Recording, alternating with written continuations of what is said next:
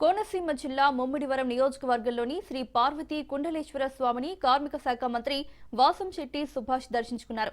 దక్షిణ కాశీగా పేరొందిన ఆలయంలో సుభాష్ ప్రత్యేక పూజలు నిర్వహించారు. ఆయన వెంట కూటమి నాయకులు, కార్యకర్తలు పాల్గొన్నారు. మంత్రి సుభాష్ ఉదయం 6:30 రావాల్సి ఉండగా 1:30 ఆలస్యంగా వచ్చారు. మంత్రి పర్యటన సందర్భంగా మధ్యలోనే అభిషేకాలు ఆపేశారని సామాన్య భక్తులు ఆవేదన వ్యక్తం చేస్తున్నారు.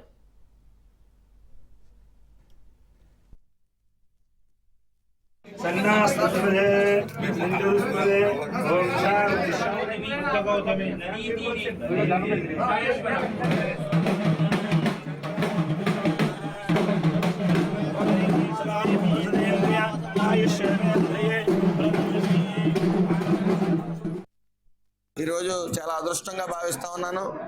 పుణ్యక్షేత్రమైన కుండలేశ్వర స్వామిని ఈరోజు దర్శించుకోవటం నిజంగా గతం నుంచి కూడా నేను కాశీకి వెళ్దాం అంటే ఆ శివుడు అనుగ్రహం లేకుండా ఆయన ఆపుతూ వచ్చాడు.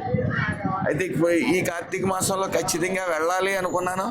అనుకోకుండా ఇక్కడ కొంతమంది కోరిక మేరకు నేను ద్రాక్షారంలో చేసుకోవాల్సిన పూజ ఈరోజు కుండలేశ్వరంలో చేసుకుంటే, మరి కుండలేశ్వర స్వామి వారి చరిత్ర అంతా చెబుతూ మరి చాగండ కోటేశ్వరరావు గారికి ముందుగా మీ ప్రాంతంలో ఉన్న కుండలేశ్వర స్వామి ఎదురుగా ఉన్న గోదావరిలో స్నానం చేసి ఇక్కడ దర్శించుకున్న తర్వాతే కాశీకి వెళ్తే అది విముక్తి పాపాల నుంచి అని చెప్పి, పూర్తి విముక్తి అని చెప్పి చెప్పడం జరిగిందని గురువు గారు చెప్పడం, మరి దానికోసమే నన్ను ఆ పరమేశ్వరుడు ఇంకా అనుమతి ఇవ్వలేదేమో అక్కడికి కాశీ రావడానికి అని చెప్పి భావిస్తూ ఉన్నాను. ఏదేమైనప్పటికీ ఈరోజు చాలా అదృష్టంగా భావిస్తూ ఉన్నాను. నా పేరు కొర్లపాటి సూర్య వెంకట దుర్గ.